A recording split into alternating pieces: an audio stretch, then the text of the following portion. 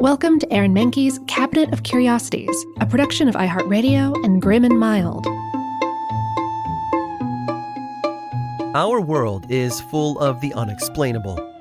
And if history is an open book, all of these amazing tales are right there on display, just waiting for us to explore.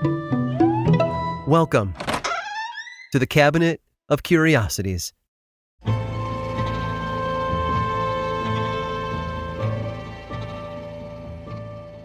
They say that art imitates life, but sometimes in the strangest ways, life imitates art. What begins as fiction, created to comment on the world, can end up shaping it. And in a twist no screenwriter could script, the line between performance and real life disappears.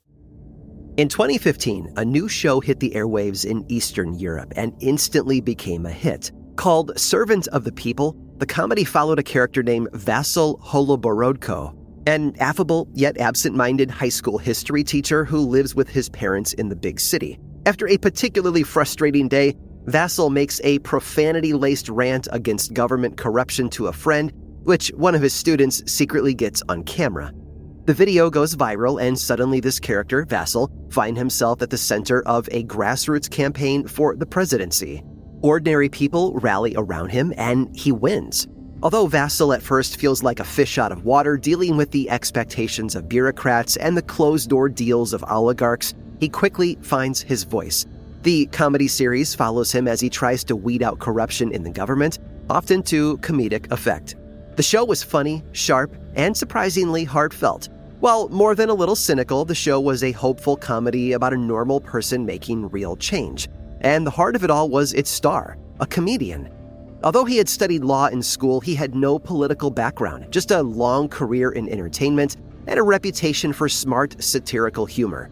So when he announced in 2018 that he was actually going to run for president of his country under a new political party also called Servant of the People, a lot of people looked for the punchline. But he wasn't joking. He ran a serious campaign centered around the very values his character had stood for: transparency, anti-corruption, and giving power back to the people. And in 2019, he won. Over 70% of voters in the country chose him for office, tired of traditional politicians and hoping that this real-life Holoborodko could bring change. At first, the world watched with a mixture of curiosity and skepticism. They wondered whether this TV star could actually lead a country, especially one who was facing constant aggression from its neighbor to the north, Russia. You see, back in 2014, Russia had invaded and then annexed the Crimean Peninsula, which was part of Ukraine. Obviously, tensions were high, and people worried that their president, who was new to political diplomacy, might bend to Putin's pressure. But then came 2022, and everything changed. When Russia launched its full-scale invasion of Ukraine on February 24th of 2022, all eyes turned to their new TV president turned actual president. Instead of fleeing the capital, he stayed. He filmed a now famous video on the streets of Kiev, flanked by his team saying, "I'm here, we're all here, we're defending our independence." And his message was clear. He wasn't going anywhere. From that moment on, Volodymyr Zelensky transformed. He wasn't just a comedian turned president. He became a wartime leader. He gave emotional, straightforward speeches addressing the world. He negotiated with global leaders for support, weapons, and sanctions. He became the face of Ukrainian resistance, wearing practical, humble olive-drab t-shirts instead of fancy suits, and spoke directly to his people through nightly addresses. And through it all, he led with something that had first made Servant of the People so popular on TV: authenticity. There was no spin, no dramatic reinvention, just a man who deeply believed in his country and its people, rising to meet the moment. It's hard to imagine now that the world once only knew of Volodymyr Zelensky as a comedian. His transformation from entertainer to head of state to global symbol of resistance is remarkable. What started as satire has turned into something profoundly real. Zelensky is no longer just playing a role. He has truly become the servant of the people.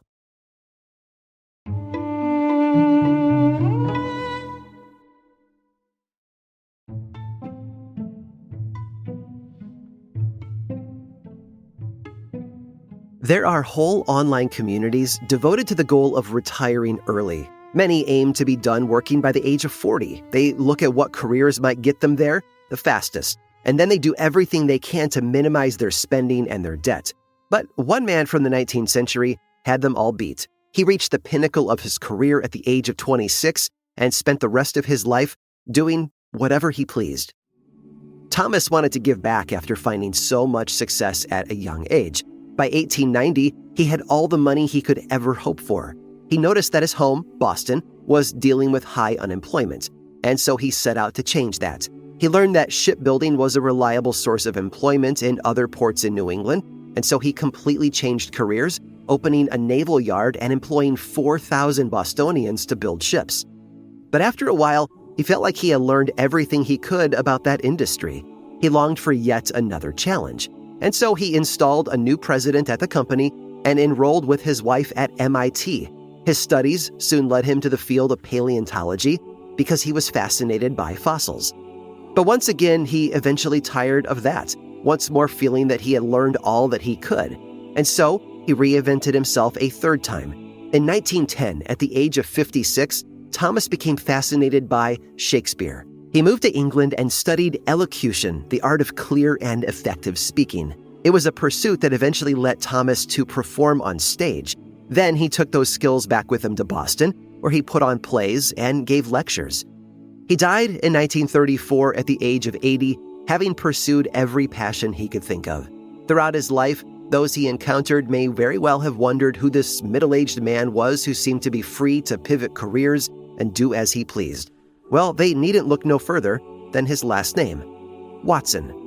No, he wasn't Sherlock Holmes' actual sidekick, but Thomas Watson was famous for being an assistant, and his fame predated the first Sherlock Holmes story. In 1876, when a young Thomas Watson was working as an assistant to the inventor Alexander Graham Bell, he became the first person in history to be on the receiving end of a telephone call. Bell's famous words from that first call were said to be, "Mr. Watson, come here, I want you." And while it sounds like a mild request by one boss to his assistant, it was much more urgent. You see, Bell had just spilled a vial of acid on himself due to his excitement at his invention working. He really did need Thomas to come and help him.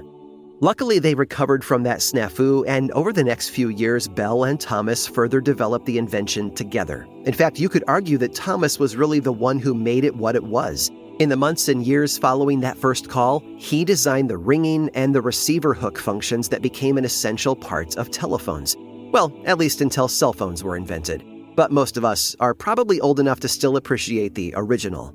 The telephone caught on at an incredibly rapid pace.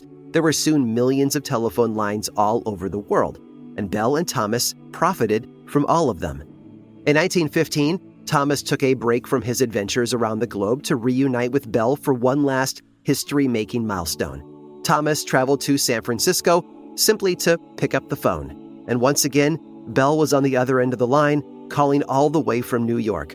This time he said, "Hello, Mr. Watson. Can you hear me?" And Thomas replied, "I hear you perfectly." It was the first Atlantic to Pacific call. Never before had a country been so united by a new invention. Just a few decades prior, it would take a month to get a letter from one end of the nation to the other, and now people could contact each other within seconds.